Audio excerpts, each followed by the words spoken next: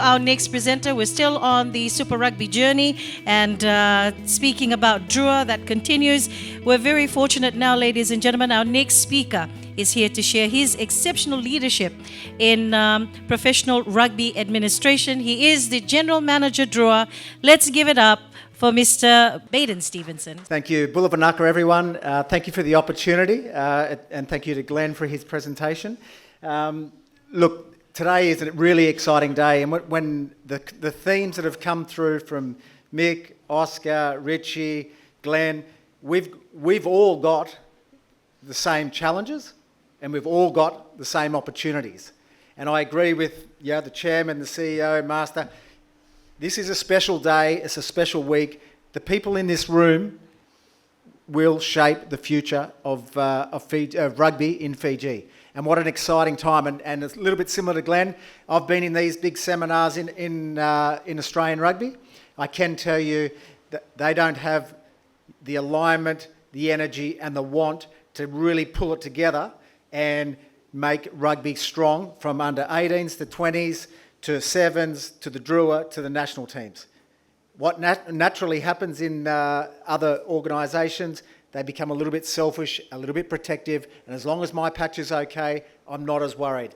I see genuine authenticity and want from our Dean's Cup all the way through 20s, sevens, and the work that Glenn's done working with sevens and 20s, and obviously with Mick, who's been in the Drua environment, to then come into, to be living up the road and coming to our trainings. He knows exactly what we're doing. So we are very much aligned.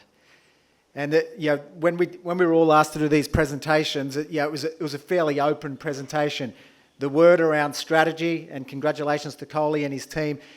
There's a saying that I learnt in rugby a long time. It's pretty hard to fix a plane when you're flying it. You've got to get it right and get the foundations right, because in any rugby season, and as Mick talked about, the paddling down the river, there will be challenges.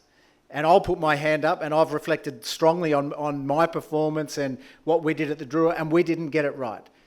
But that's not to say that we're miles off, and I think with the right people, the right strategy, and what we're going to focus on, exactly the same as the national teams, we're going hard on values. They have to be lived. They're not just words on the wall, they have to be lived. And there's got to be buy-in. There's got to be a strategy. No doubt there'll be an awesome strategy that we can all contribute to, and we can all be proud of, and then we can all get to work. And we can all say, I want, when the 20s go well, I want Mick Byrne to get, when the sevens go well, when the Drua go, we share together in our successes. We're all in it together. But when there's disappointment and there will be challenges, it's not, oh, look at these guys over here. The question there, fair question. What the hell's going on social media? There was a minority of players that at certain stages did the wrong thing. No question. I'm not sugarcoating anything. But that reflects, and probably the people that hurt the most is Nathar, myself, Glenn, and we're going to make sure that, and I loved William's commentary, it's got to be player driven. These guys are going to run an outstanding rugby program. It's up to me to support the coaching team, the high performance team, and set some strategies and get some consistency. So long after I'm gone, and as Glenn said, what we want to do is hand the club over, probably Fijians, coach, manage, run this organisation and run it really well. We've got work to do, but we're not that far away. So my key things from the Drua perspective, I'm working on, and one of my skill sets is operational excellence and doing the Drua way. I think we have to be, and as everyone's talked about today, unapologetic, authentic Fijian. We're building from within, and we've got to be brave. And I loved when the chairman and the CEO said, it's not time to be conservative, it's an exciting time for rugby. So we have to be brave. Everyone in the room, whether you're a referee, a school coach, a skipper cup coach, a national coach, a Drua person, you all put a lot into it. Be brave, be aspirational, and give it everything. So when I talk about operational excellence and what Glenn and I are very much aligned, we're going to really focus on our people. And that's not only the players, that's staff. And that what I mean by focused on our people. How do they enter the building? What's their induction like? How do they exit when they finish up with the Drua? There'll be times when there's issues. How do we support those people? How much care and effort do we know about what's happening off the field with their families and other things? It's been a huge learning for me. Coming from Australia, our players have a huge amount of external pressure. 1 on performance, 2 on social media, 3 with their finances, and they're learning to be professional players. It is hard. It is not an easy journey. Some of them have become professional players really quickly and are awesome, but there is a journey, and it was always going to be a journey. So some of the players, they'll reflect that they've made some mistakes, but as management, we've got to support them and point them in the right direction. Everyone who's got up here today has talked about values. So we're no different. We're going to simplify them, as Glenn's just talked about. And when you think about the Drua next year, when you see, you'd want to be seeing effort and care, because that's going to get talked about all the time. Strategy and documentation is really important. As I said, if you don't have a strategy and there's no alignment, so internally for me, my strategy around our playing list, our strategy with the high performance staff. I've got 3 of the commercial staff here, Joe, Shane, and Angie. So we have to be aligned and have strategy for what we do with our sponsors, what we say in the media, what access we give, what's our key messaging. So we need to be aligned internally with our staff, with our strategy, and then ultimately with our leaders and our players, and they've got to believe it. And consistency in living it. So look, these are just a couple of documents. What we've gone pretty hard on our reflections. We've done full club surveys, department reviews, individual reviews. We're trying to leave no stone unturned, but these are the types of documents which are going to help set us up. And what I'll be doing is at the start of pre-season, I'll be saying, this was our review. This is what went well. This is what didn't go too well, and this is how we're going to fix it. As simple as that. Now that's fairly basic, but the 2026 model compared to the 25 will be different. And and look, I know Shane will talk a bit more about the Drua brand, and Glenn just talked about it when we go overseas. It is so strong. When I was attracted to come to the Drua because of the energy and the excitement, and it's a strong brand. We have to, as you guys all know, family and faith, food, they're all a huge part of the organisation. But high performance, that has to be lived, and that's not easy. So our biggest challenge as a Super Rugby club, it's not the 6 or 7 hours that they're in at Drua HQ. It's what are they doing outside of that? Are they sleeping? Are they refueling? Are they hydrating? Are they eating the right things? Are they getting them set ready for the game or midweek or whatever else? That's what we're working on, and we're trying to drive standards. And Master has done that relentlessly for 4 years.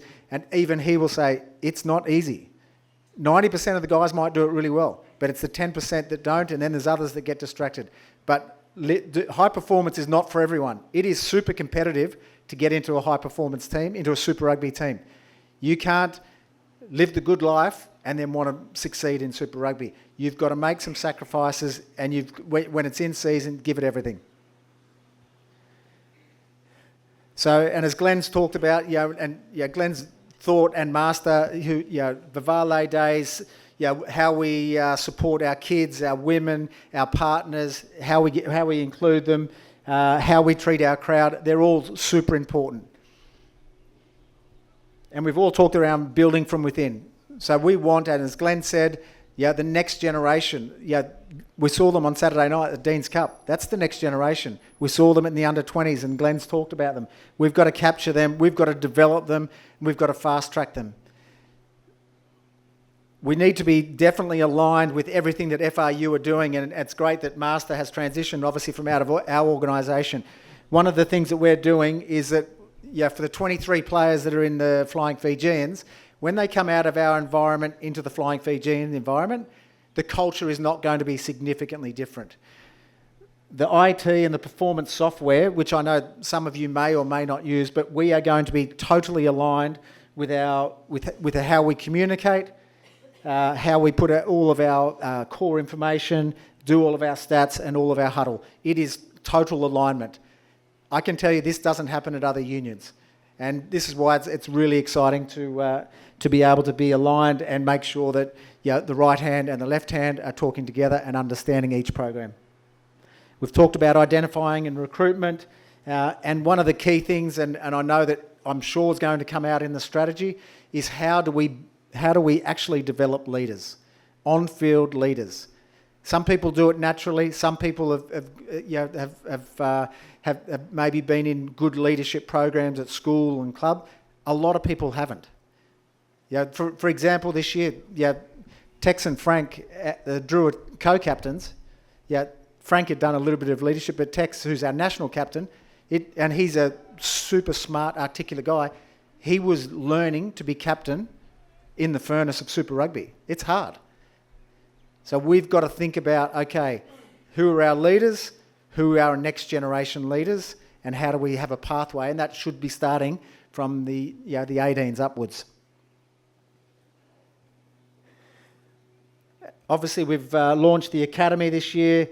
Maleli, who's already been mentioned, we've got to be brave. This kid was the standout for the under-18s last year. He had all sorts of offers from rugby league, from France, and we had to go hard with him. We've locked him in for 3 years.